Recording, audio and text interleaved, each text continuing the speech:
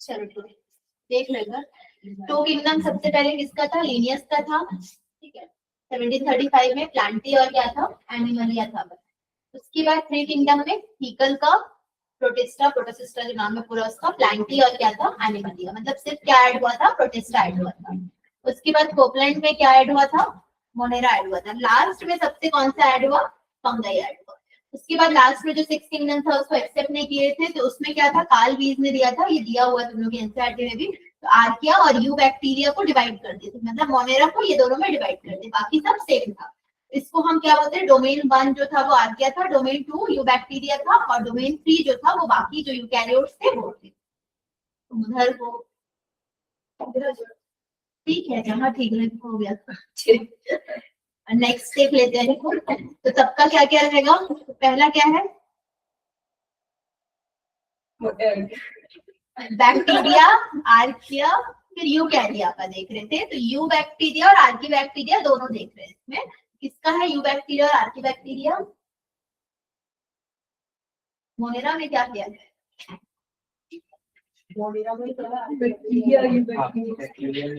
तो यहाँ पर इसमें क्या रहेगा? सेल टाइप इसका प्रोकैरियोट और ये भी प्रोकैरियोट, ये दोनों साथ में बता रही हूँ। सेल स्ट्रक्चर दोनों का क्या है? इसमें पेप्टाइडोग्लाइकेन है, इसमें क्या रहेगा? नहीं रहेगा। किसमें? आर्की बैक्टीरिया में। दोनों यूनिसेलुलर है, ऑटोट्रॉफ हेटेरोट्रॉफ दोनों रहेंगे दोनों के केस में, और एग्जांपल अलग अलग है। तो मिथेनोजेंस और हेलोफाइल्स का था तुम लोग का। मिथेनोजेंस किसमें प्रेजेंट होते हैं? गट ऑफ प्रोमिनेंट एनिमल्स में भी प्रेजेंट रहेंगे, ये है। उसके बाद नेक्स्ट प्रोटिस्टा में ये क्या रहेगा? यूकैरियोट यूनिसेलुलर रहेगा।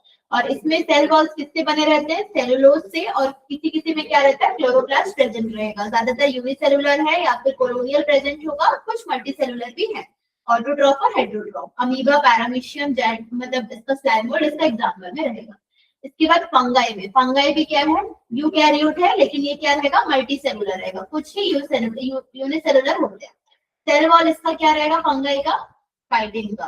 फिर हेटेरोट्रॉफ, इसके एग्जांपल में मशरूम ईस्ट नॉर्मल है। फिर प्लांटी का, ये भी किससे बना हुआ रहेगा? सेल्यूलोज। सेल वॉल किसका रहेगा? सेल्यूलोज का रहेगा। मल्टी सेलुलर, ऑटोट्रॉफ्स रहेंगे पूरे, एग्जांपल अलग है। उसके बाद एनिमलिया, यूकैरियोट, इसमें क्या नहीं होगा? सेल वॉल नहीं होगा, क्लोरोप्लास्ट कहाँ होगा? ठीक है। उसके बाद मल्टी सेलुलर, हेटेरोट्रॉफ और बाकी एग्जांपल्स जो एनिमल किंगडम में रहेंगे। अब मोनेरा में देखते हैं, तो बैक्टीरिया सबसे मेन मेंबर्स है इसके। तो वो ऑटोट्रॉपिक हेटेरोट्रॉपिक दोनों हो सकते हैं, उनकी शेप के हिसाब से अलग अलग है। पहला कौन सा है? स्फेरिकल है, फिर रॉड शेप, कॉमा शेप, और एक क्या रहेगा? Spiral shape.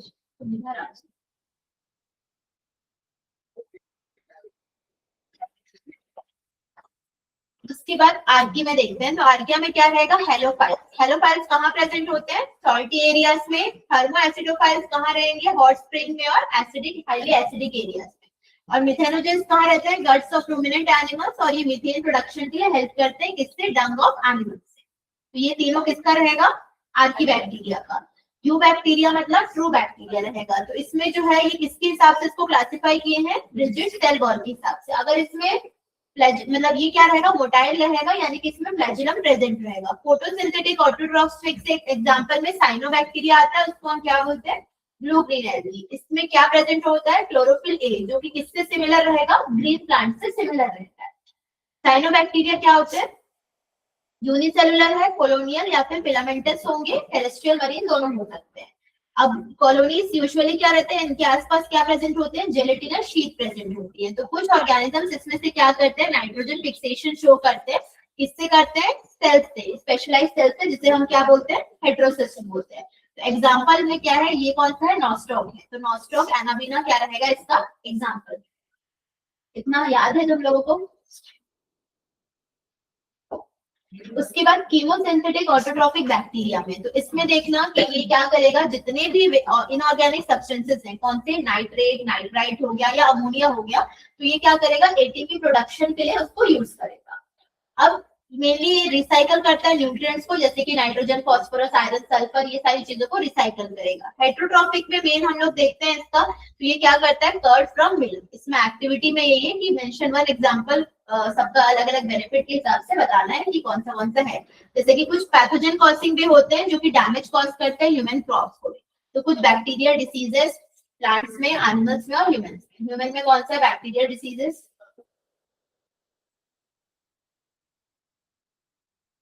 टाइफाइड दिया है ना उसमें, कॉलेरा, नहीं सॉरी कॉलेरा विब्रियो कॉलेरा, ठीक है वो हो गया। तो इसमें क्या रहेगा, हाँ प्लांट्स में डिसीज याद है,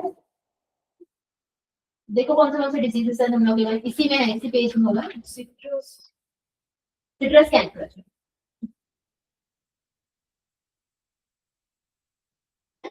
ठीक है। प्लांट्स में सिट्रस कैंकर, ह्यूमंस में टाइफाइड, याद रखना है कि कौन से हैं करके, हेट्रोट्रॉफिक बैक्टीरिया में।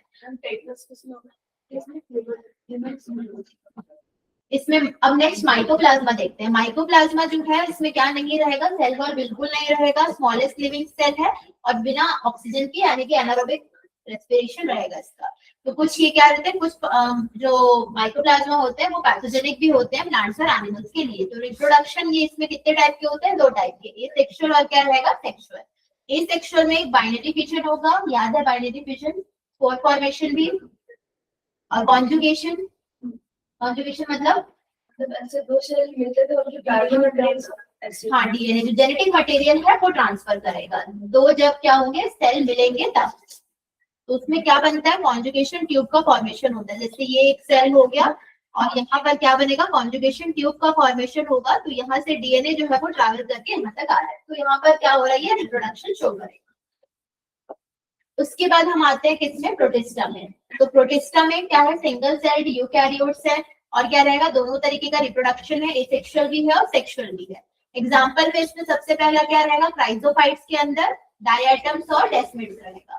तो ये दोनों क्या रहेंगे, फ्रेश वाटर मरीन भी रहते हैं जो क्राइजोफाइट्स होती है, माइक्रोस्कोप रहेगा और ये वाटर करेंट्स के साथ ही क्या होता है, फ्लो होता है। उसके बाद डायटम्स को हम क्या बोलते हैं, चीफ प्रोड्यूसर्स बोलते हैं। और डायटम्स में जो सेल्स होती है इसमें ये ऐसे दिखती है, दो थिन ओवरलैपिंग शेल्स की तरह दिखेगी, जैसे सोप बॉक्स के अंदर फिक्स हो जाए वो वैसे। और इसके जो वॉल्स होती है इसके अंदर क्या प्रेजेंट होती है, सिलिका, इसीलिए इनडिस्ट्रक्टिबल होती है। तो डायटोमेशियस अर्थ का मतलब क्या होता है, यहाँ पर ये बहुत सारे सेल वॉल डिपॉजिट्स को क्या करती है, छोड़ देती है उनके हैबिटेट में, तो वो एक्यूमुलेट होने लग जाता है और उसी को हम क्या बोलते हैं, डायटोमेशियस अर्थ बोलते हैं। बहुत सालों बाद फॉसिल्स की तरह दिखेगा, वो हमको मिलेगा। अब इसका यूजेस क्या है, इसको हम किस में यूज करते हैं, पॉलिशिंग के लिए यूज करेंगे, क्योंकि वो क्या रहता है, थोड़ा सा ग्रिटी मतलब छोटे छोटे, हाँ खुरदुरा यानी कि पेबल्स जो है कि छोटे छोटे ये रहेगा। फिल्ट्रेशन के लिए भी यूज करते हैं ऑयल्स और सिरप पर। इसके बाद डीनोफ्लैगेलेट, ये क्या रहेगा, मरीन और फोटोसिंथेटिक रहेगा। उसके अलावा ये क्या है, yellow, green, brown, blue, red, depend करेगा किसके ऊपर, पिगमेंट के ऊपर कि कौन सा है। अब इसमें मेन याद रखना है, सेल वॉल में क्या रहते हैं, स्टिफ सेल्यूलोज प्लेट्स होती है ज्यादातर। इसमें क्या रहेगा, दो फ्लैजिला प्रेजेंट रहेगा, एक लॉन्गिट्यूडनली रहेगा और एक ट्रांसवर्सली, एक साइड से यहाँ शो करा, ट्रांसवर्स शो करेगा। तो यहाँ पर सेल वॉल प्लेट्स के बीच में दो होगा इसमें। अब रेड टाइट्स का याद रखना कि रेड टाइट्स क्या रहेगा, रेड डीनोफ्लैगेलेट्स। एग्जांपल में क्या है इसका, गोनियोलॉक्स, ये क्या करता है, रैपिड मल्टीप्लिकेशन करेगा जिसकी वजह से रेड टाइट्स दिखेंगे सी में। तो टॉक्सिन जो रिलीज होती है इससे वो बहुत सारे मरीन एनिमल्स को भी क्या करता है, किल कर देता है। यूग्लिनॉइड्स का देखते हैं, तो यूग्लिनॉइड्स में क्या रहेगा, मेनली ये स्टेगनेंट वाटर में ही मिलेगा। इसके अलावा सेल वॉल के अलावा इसमें प्रोटीन रिच लेयर होती है जिसे हम क्या बोलते हैं, पेलिकल, ठीक है, वो उसकी बॉडी को क्या बना रहा है, फ्लेक्सिबल बनाने में हेल्प कर रहा है। इसके अलावा इसमें भी दो फ्लैजिला है, एक लॉन्ग रहेगा और एक क्या रहेगा, शॉर्ट रहेगा। इसमें क्या रहेगा, फोटोसिंथेटिक रहेगा, किसमें, इन प्रेजेंस ऑफ सनलाइट। और ये अगर सनलाइट नहीं होगा तो ये क्या बन जाएगा, हेटेरोट्रॉफ बन जाएगा। तो ये जो हायर प्लांट्स में पिगमेंट्स होती है उन्हीं की तरह दिखता है। एग्जांपल में इसका क्या है, यूक्लिना। फिर स्लाइम मोल्ड, स्लाइम मोल्ड में क्या है, सैप्रोफाइटिक प्रोटिस्ट रहेगा। जब सूटेबल कंडीशंस आते हैं तो फिर क्या होता है, इनका जो एग्रीगेशन है, जो एक साथ मिल जाते हैं उसे हम क्या बोलते हैं, प्लास्मोडियम बोलते हैं। तो ये बहुत ज्यादा फीट तक ग्रो करता है। अनफेवरेबल कंडीशन में यही अंदर जो प्लास्मोडियम रहेगा ये फ्रूटिंग बॉडीज बनाएगा जिसके अंदर क्या प्रेजेंट होगी, पोर्ट प्रेजेंट। अब इसी पोर्स के अंदर क्या रहेगा, ट्रू वॉल्स इसके प्रेजेंट होगी, जो कि बहुत ज्यादा रेजिस्टेंट रहता है, सर्वाइव करता है बहुत सालों तक का। ये स्पोर जो है फिर कैसे डिस्पर्स होती है, जैसे हवा वगैरह में, एयर करंट्स में, ये भी क्या हो जाएगा, डिस्पर्स हो जाएगा। उसके बाद आते हैं किसमें, प्रोटोजोन्स में। प्रोटोजोन्स क्या है, हेटेरोट्रॉप्स से प्रेडेटर्स की तरह रहते हैं या पैरासाइट्स की तरह। 4 मेजर ग्रुप्स रहेंगे, अमीबॉइड प्रोटोजोन, फ्लैजिलेटेड, सिलिएटेड और स्पोरोजोन्स है। तो अमीबॉइड में क्या रहेगा, स्यूडोपोडिया प्रेजेंट रहेगा कैप्चर करने के लिए। फ्लैजिलेटेड में क्या रहेगा, एक या एक से ज्यादा फ्लैजिला रहेगा। सिलिएटेड में क्या रहेगा, इनकी बॉडी में क्या प्रेजेंट होगा, सीलिया प्रेजेंट होगा। स्पोरोजोन्स में क्या रहेगा, इनके अंदर स्पोर्स रहेगा लाइफ साइकिल के स्टेजेस। तो इसमें बताओ कौन सा है, चारों में एग्जांपल बताओ। जैसे ये चारों है ना, तो इसमें बताओ कौन सा है। अमीबॉइड कौन सा है, फ्लैजिलेटेड,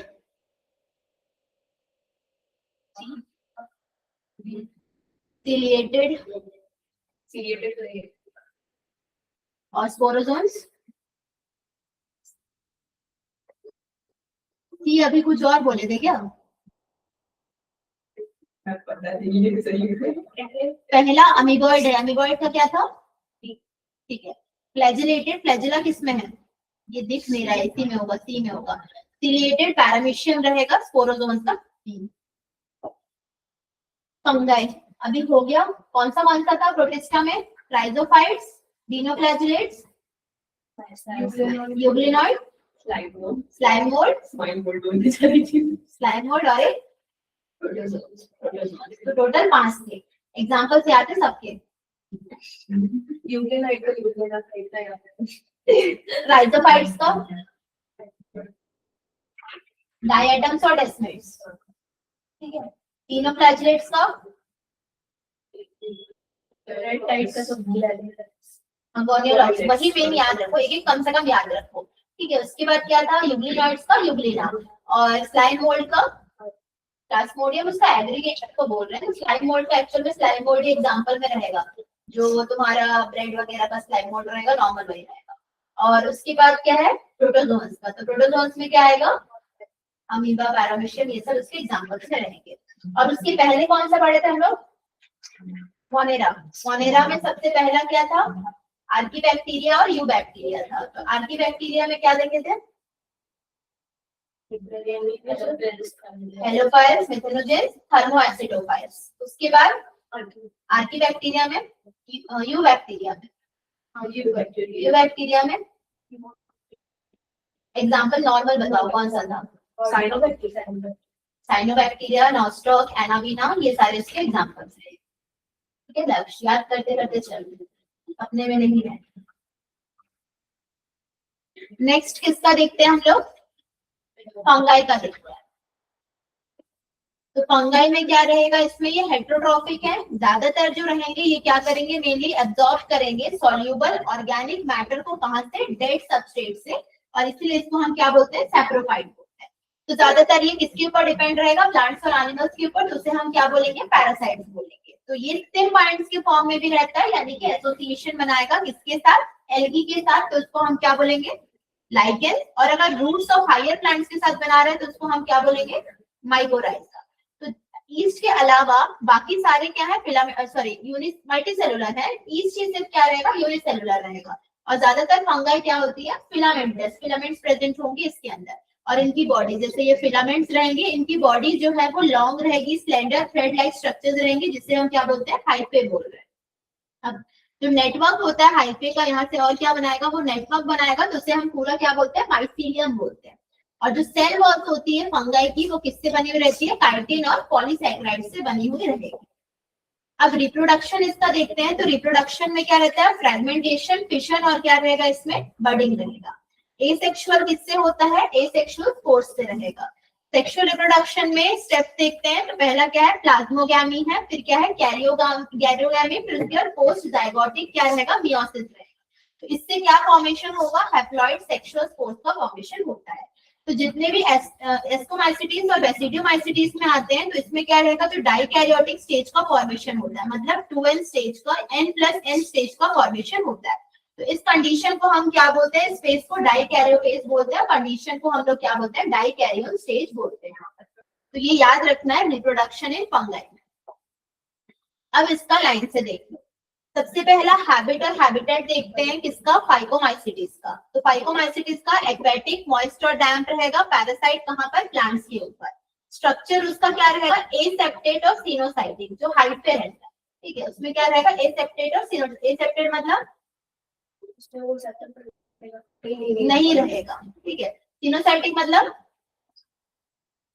डिविजन्स रहेंगे उसमें, ठीक है। उसके बाद एसेक्सुअल स्पोर्स का रहेगा। एसेक्सुअल स्पोर्स में क्या रहेगा, ज़ूस्पोर्स, एप्लानोस्पोर्स रहेंगे। ज़ूस्पोर्स जो रहता है वो मोटाइल होता है, एप्लानोस्पोर्स क्या रहता है, नॉन मोटाइल, यानी कि दोनों स्पोर्स है। सेक्सुअल रिप्रोडक्शन में दो गैमेट्स के फ्यूजन से क्या बनता है, जाइगोस्पोर का रहेगा इसमें। एग्जांपल इसमें Rhizopus, bread mould, Albugo, parasite और मस्टर्ड। और उसके बाद कौन सा है, एस्कोमाइसिटीज है। एस्कोमाइसिटीज मतलब क्या रहेगा, सैक फंगाई है इसमें। डीकंपोजर्स है, पैरासाइटिक भी है। कॉप्रोफिलस, कॉप्रोफिलस मतलब which grows on dung, ठीक है। फिर सेप्टेट, और ये क्या रहेगा, ब्रांच रहेगा, ठीक है, ये है। उसके बाद इसमें इसका एसेक्सुअल स्पोर्स क्या रहेगा, कोनिडिया रहेगा। इसमें बाय एस्को, एस्कोमाइसिटीज का सेम क्या है, एस्को स्पोर्स रहेगा सेक्सुअल में, जो कि किस में प्रोड्यूस हो रहा है, एस्की में, जो कि एस्कोकार्प के अंदर है। मतलब एक एस्कोकार्प है यहाँ पर, उसके अंदर एस्की है, उसके अंदर क्या रहेंगे, एस्कोस्पोर्स का रहेगा। अब इसमें एग्जांपल में Aspergillus, Claviceps, Neurospora. Neurospora mainly किस में यूज हो रहा है, जेनेटिक वर्क में यूज हो रहा है। और मॉरल टेफल्स जो है वो एडिबल डेलिकेसी से खाने के लिए यूज हो रहा है। उसके बाद नेक्स्ट बेसिडियोमाइसिटीज में क्या रहेगा, पफ बॉल्स रहेगा। तो इसमें सैप्रोफाइटिक, पैरासाइटिक, और ये कहाँ है, ग्रो ऑन सॉइल लॉक्स में रहेगा। अब सेप्टेट रहेगा, और ये क्या रहेगा, ब्रांच्ड रहेगा। इसमें जो एसेक्सुअल है वो एब्सेंट रहेगा, और ये क्या रहेगा, बेसिडियोस्पोर। सेम इसमें भी क्या रहेगा, बेसिडियोकार्प रहेगा, उसके अंदर क्या रहेगा, बेसिडियम रहेगा, और उसके अंदर बेसिडियोस्पोर्स रहेंगे।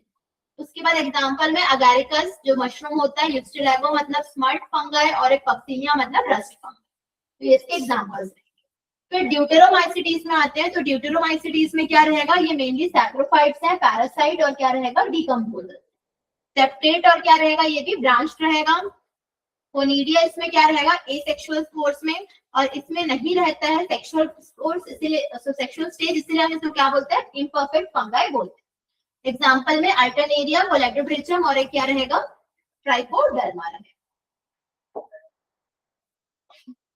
इसको बाद में लास्ट में प्लांटी और एनिमलिया का नेक्स्ट चैप्टर, प्लांट में और एनिमल में पूरा। वायरसेस में देखते हैं। तो वायरस का क्या रहेगा, नेम वायरस जो है वो किसने दिया था, जो पॉइजनस फ्लूइड है, पैशन ने। फिर डीजे इवानोस्की ने रिकॉग्नाइज किया था कि कुछ माइक्रोब जो है वो कॉजल ऑर्गेनिज्म है, किसके लिए, टोबैको मोसैक डिसीजेस के लिए। फिर बेजरिंग ने बताया था किस चीज को, जो एक्सट्रैक्ट होता है, जो इन्फेक्टेड प्लांट से निकल रहा है टोबैको का, वो क्या कर रहा है, हेल्दी प्लांट्स में भी इन्फेक्शन कॉज कर रहा है।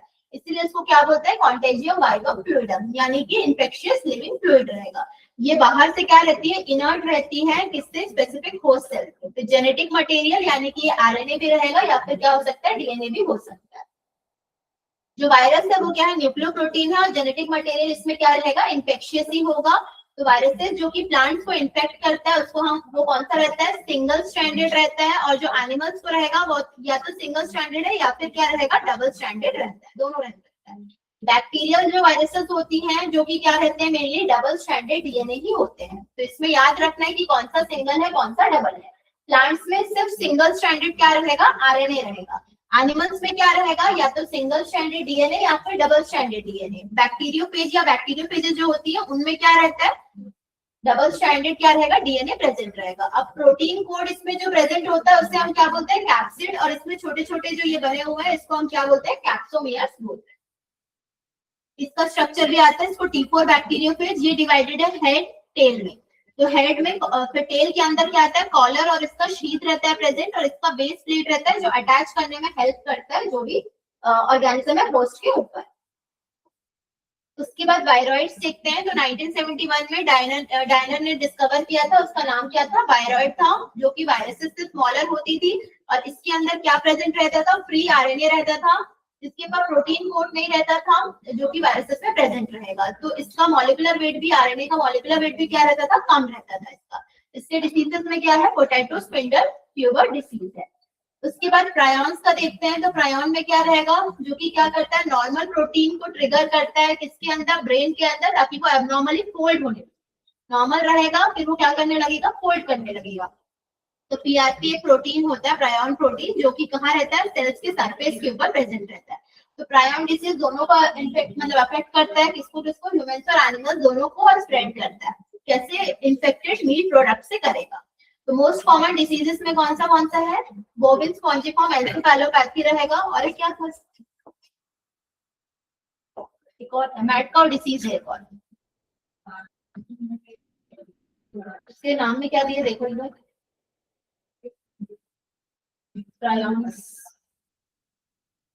बोविन स्पॉन्जिफॉर्म है, और एक सीआर जैकोब है ना, वो तो सेम है, यही है, बोविन स्पॉन्जिफॉर्म एंसेफेलोपैथी, और नहीं है, और सीआर जैकोब किसका है,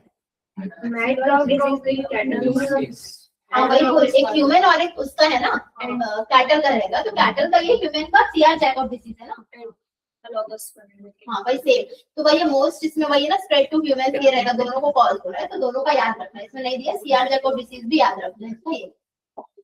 फिर लाइकेंस आते हैं, तो लाइकेंस क्या रहता है, सिम्बायोटिक एसोसिएशन है किसके किसके बीच का, एल्गी और फंगी के बीच का। एल्गल वाले कंपोनेंट को हम फाइकोबैंड बोलते हैं, फंगल वाले को माइकोबैंड।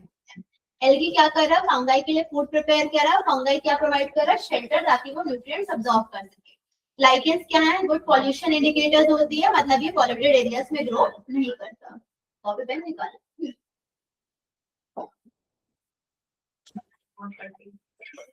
क्या हुआ,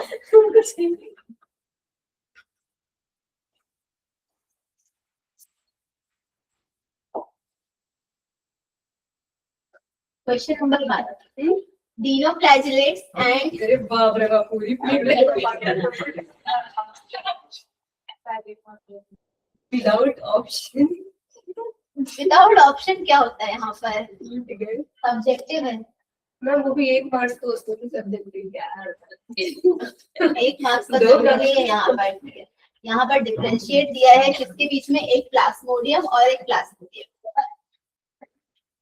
ये पता है ये वाला प्लाज्मोडियम क्या होता है, एक ही पता नहीं है तो दूसरा क्या पता,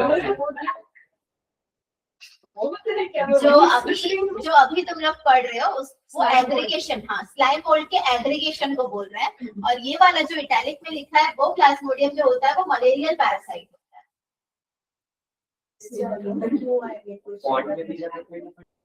हाँ तो वो साइंटिफिक नेम का फॉन्ट तो वैसे ही रहेगा ना, तो दोनों प्लाज्मोडियम के बीच का वही डिफरेंस है। अगले साल प्लाज्मोडियम साइकिल पढ़ोगे, ये वाला मलेरिया पैरासाइट, कि मलेरिया कैसे होता है, मच्छर कैसे काटता है, कौन सा मच्छर काटता है, सब पढ़ो। पहला question, dinoflagellates and euglenoids both have true flagella and chlorophyll, how they are different? Question में आंसर क्वेश्चन स्टेटमेंट है, दोनों का डिफरेंस क्या है,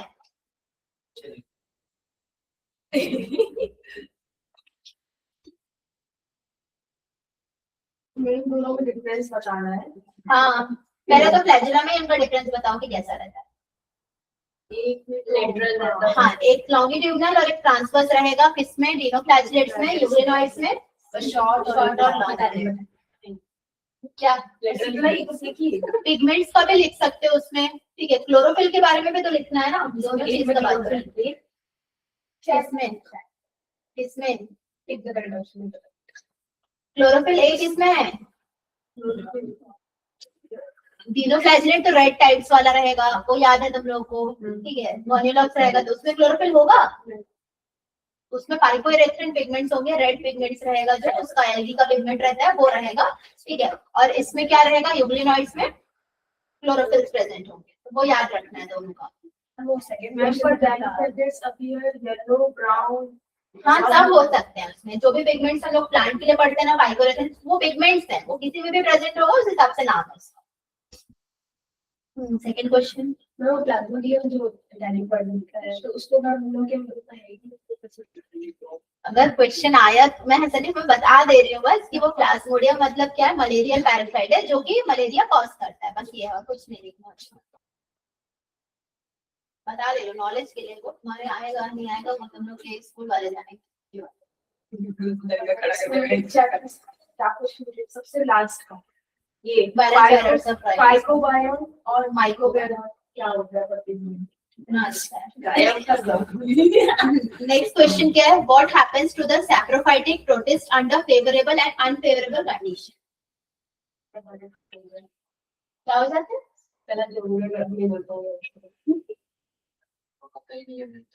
सॉफ्टवेयर में नहीं आती क्या? जब वो मैम पढ़ाई थी फिर एक बार हाँ सॉफ्टवेयर में नहीं आया। अभी आओगे कि क्या होने वाला है? बताओ सैप्रोफाइटिक प्रोटिस्ट क्या होता है? इसमें स्पोर्ट्स होते हैं।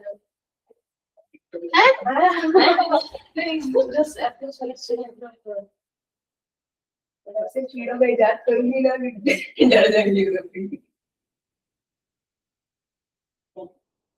सैप्रोफाइटिक प्रोटिस्टा को मतलब अगर वो अनफेवरेबल कंडीशन में रहेगा, हाँ स्लाइम मोड से रिलेटेड ही बताओ, उस वही रहेगा। अनफेवरेबल कंडीशंस में वो स्पोर्स का प्रोडक्शन नहीं कर पाएगा। जब फेवरेबल कंडीशन आएगा तो वो प्लाज्मोडियम बनाएगा और उसी से स्पोर्स जो है वो डेवलप होंगे। ये आंसर में आएगा, वो लिखने आएगा आंसर तुम लोगों को। इतने छोटे बच्चे हो यार, वाले तो छोटे बच्चे, तुम लोग भी छोटे बच्चे। उनको तो सिखाया जाता है ना कि कोर्स में कैसा दिखाया जाता है। तुम लोग नहीं सीखोगे, तो अभी से सीखोगे तो अगले साल नहीं सिखाना पड़ेगा ना किसी को तुम लोगों को। कैसे भी लिख लो, बोर्ड वालों को पसंद ही नहीं आता। उनको चाहिए कि 10 पेज में एक आंसर लिखे तब पसंद है। नहीं, उनको चाहिए कि 4 लाइन में वो आंसर सही रहे। इतना पेपर चेक नहीं करता कोई, वो 4 वर्ड्स देखेगा और टिक करेगा सीधा। अरे मैम 5 पन्नों का भाषण नहीं रहता है क्या? 5 पन्नों का भाषण नहीं रहेगा। तुम 5 पन्ने लिख के आओगे ना तो ढंग का कोई चेक भी नहीं करेगा। तो भी उसको मतलब ना ऐसा रहेगा कि 4-5 वर्ड अगर उनको सामने से दिख गए तो सही है, थोड़ा मार्क्स मिल जाएगा, नहीं तो नहीं मिलेगा। अगर ऊपर से हमें कुछ ऐसे वही कहानी लिख कर आओगे, अपनी पूरी स्टोरी मार के आओगे। अगर आंसर लिखा तो वही बोलिए कि अगर आंसर लिखे होंगे सही से, अगर कुछ वर्ड्स होंगे तभी वो सही जाएगा, वरना वो सही नहीं जाएगा। जैसे कि इसमें क्वेश्चन दिया what happens to the saprophytic protist, इसमें प्लाज्मोडियम, एग्रीगेशन, कोवोरल, ट्रू स्पोर्स जो है वो आ रहे हैं। तो ये सारे वर्ड्स होने जरूरी है। तुम लोग सिर्फ ऐसे लिखकर आ जाओगे कि एक एग्रीगेशन होता है, स्पोर्स होते हैं, बस इतना ही लिख कर आओगे तो नहीं मिलेगा उसमें। ये बता फिर differentiate between the classes of sac fungi and puff ball. Sac fungi कौन सा है? एस्कोमाइसिटीज है। पफ वाले दोनों में डिफरेंस क्या है? तुम लोग लिखो आंसर, दोनों का डिफरेंस की टेबल।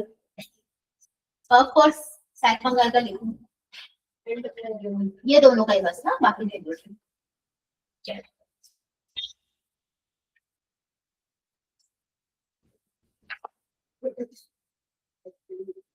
कितना मस्त है ना, इतना जल्दी कंप्लीट हो गया चैप्टर।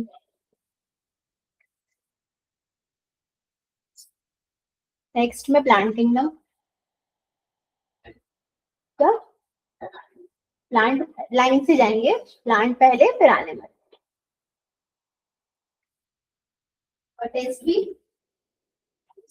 यूनिट के बाद। यूनिट वाइज टेस्ट होंगे, biological classification, living world, plant kingdom और एनिमल किंगडम। ये साथ जब चारों चैप्टर्स के रिवीजन हो जाएंगे, उसका अगला दिन जो है वो टेस्ट होगा, याद रखना। अगला दिन हाँ मार्क्स का कोई गलत नहीं, स्कूल बुलाएंगे 4 चैप्टर अलग अलग याद करके नहीं आ रहा है, पहला यूनिट उसका है ही नहीं। उसको जबरदस्ती दूसरा कोई तो दे देंगे, एनिमल किंगडम मिलेगा उसको। एनिमल किंगडम में नहीं शायद। मैं मॉर्फोलॉजी खेल रहा हूं, मॉर्फोलॉजी एक चैप्टर कम पड़ेगा, इसका मॉर्फोलॉजी से शुरू है। जैसे आरकेसी वाले उसको पहला यूनिट है ही नहीं। मजाक कर रही हूं। अरे मजाक नहीं कर रही, सच बोल रही हूं, उसका है ही नहीं। सारी प्लानिंग करी वो आगे बढ़ना है, किसको आगे बढ़ना है? सोच रहे थे जनहित में जारी एक साथ करेंगे। तो मान लो आज क्या है, डेट क्या है? अरे यार ट्यूसडे डेट है हैप्पी न्यू ईयर हो जाएगा। उसके बाद 1 को प्लान डेट हाँ मैं देख देख के छुट्टी बनता मैं 31 को दे दूंगी ईद के लिए। ईद दे दो प्लीज। प्लान 31 मेरा थोड़ी है, पर मेरी क्लास नहीं है। मैं तो फर्स्ट को तो है ना, फर्स्ट को क्यों दूंगी? पहली तारीख पढ़ना जरूरी है अरे मैम ताकि अच्छे रिजल्ट आए, अच्छे आगे जाओ तुम लोग। तो पहली तारीख को पढ़ना जरूरी है। मैं तो कहते पहली तारीख को छुट्टी लेते हर साल छुट्टी लेगा परसों हर साल छुट्टी ऐसे ही करता हूँ। बस हो गया। एक एनुअल 1 को प्लांट किंगडम है, 3 को एनिमल किंगडम हम कोई अच्छा चैप्टर शुरू करता है मजबूत सा चैप्टर में कौन ये साल में साल की शुरुआत में दिमाग में नहीं प्लांट किंगडम ही करके लाए थे। यूनिट वाइज टेस्ट लोग की बोली ना, मिक्स नहीं करूंगे। नहीं यहीं से लेंगे, पुराना बोल चुके हो तुम लोग सब, वो भी भूल चुके हो। और फिर 3 हो गया, 3 को एनिमल किंगडम अगर स्लाइड मिल गया तो ठीक है। नहीं मिलेगा कोई बात नहीं, हम लोग कुछ नहीं कोई छुट्टी नहीं है, छुट्टी वो चुप रहो। 4 5 6 7 को वेडनेसडे को क्या टेस्ट चारों को 4 ये तो बजट में 7 अभी बहुत टाइम है, बार्गेनिंग इसमें नहीं हो पानी हमसे। 7 बहुत टाइम है। 7 को हम बीच में प्रैक्टिकल के लिए बोला तो वो मुझे क्या करना, हमारा थ्योरी तो तुमको पढ़ना पड़ेगा ना। ये ऐसे में टाइम भी नहीं होगा, देखो यूनिट वाइज लेने से भी टाइम नहीं होगा, तो मेरे को लास्ट में ह्यूमन फिजियोलॉजी और प्लांट फिजियोलॉजी पहले करना पड़ेगा। दो क्या 2 खत्म ही नहीं होगा, फिर टेस्ट खत्म ही नहीं होगी, तुम लोग एग्जाम शुरू हो जाएंगे, एग्जाम भी खत्म हो जाएंगे तो टेस्ट खत्म नहीं होंगे। तो अब सोच रहे हो जनवरी का तुम्हारे पता है हमारा एसएसटी का इतना चैप्टर था 10 में, मैम टेस्ट सीरीज लगा के रखी थी ऐसे मैम टाइम टेबल बना ली थी है ना, टाइम टेबल बना ली यहाँ रिविजन होगा उस हिसाब से तो मैं बोलूंगी ना तुमको, ये भी तो सोचो। तुमने रिवीजन लिए ही नहीं आपकी होती। हां ग्रुपिज्म में हम को दे रहे हैं पेपर सार्वजनिक टेस्ट तुम लोग 2 एक दूसरे के हित के काम के लिए मतलब तो शशांक क्या लगा दी भी रहती थी उससे 7 तारीख याद है यूनिट 1 का टेस्ट। मां तो ऐसे याद दिला दे बोले क्या होने वाला है बॉम्बा। फिर 3 चैप्टर है शायद, मॉर्फोलॉजी एनाटॉमी और एक स्ट्रक्चरल ऑर्गेनाइजेशन, 3 चैप्टर है, वो 2 दिन में हो जाएगा। स्ट्रक्चरल ऑर्गेनाइजेशन में कुछ है कहाँ? ठीक है उसमें नहीं है, मॉर्फोलॉजी तो सबसे पहले चैप्टर है मैम उसको ऐसे दिखाई थी एनाटॉमी में भी तुम लोग का ज्यादा नहीं है और स्ट्रक्चरल ऑर्गेनाइजेशन में भी ज्यादा है। मॉर्फोलॉजी का एक दिन में कंप्लीट हो क्योंकि लंबा है थोड़ा सा वो, और बाकी 2 एक ही दिन में हो जाएगा, तो 2 दिन बाद मतलब 8-9 में टाइम टेबल बना के भेज दूँ। आप टाइम टेबल बनाओगे डिलीवरी करना नहीं बनता है उसे करेजे में भेजोगे तो चल जाएगा ग्रुप। ये मैथ्स वाले लोग खास करके वो चिढ़ाते हैं लोगों को क्या आगे टाइम टेबल तुम लोगों का है टेस्ट है आज तो है तो उन लोग करे थे, तुम लोग नहीं बोलते कुछ। हम बहुत अच्छे हैं मैथ्स मैथ्स वाले लोगों को प्रॉब्लम है तुम लोग बोलते तुम लोग का बायोलॉजी बहुत सरल होता है, तुम लोग ऐसे करना पा लेते सालों एक बार क्या स्कूल में मैम हमारे इस पर डिबेट हुई थी मैथ्स और बायो पे।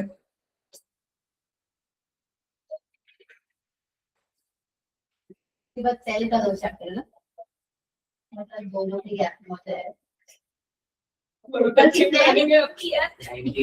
हाँ मैंने ह्यूमन फिजियोलॉजी तो बताया था ना तुमको, ह्यूमन फिजियोलॉजी का बस 2 पार्ट में, बाकी सबको एक पार्ट में होते हैं। क्या वही सुन रही 1 2 3 आगे 1 2 3 4 5 6 test, 6 test. Human physiology 2 part में बोली ना, 3 चैप्टर 6 चैप्टर्स हैं। ह्यूमन फिजियोलॉजी 6 चैप्टर्स हैं। एकदम दो पार्ट हाँ ज्यादा नहीं, 30 नंबर का दूंगी बस। ये 7 तारीख पे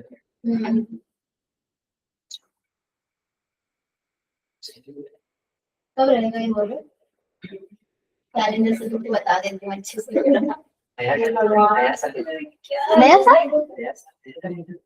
नया साल नया कैलेंडर।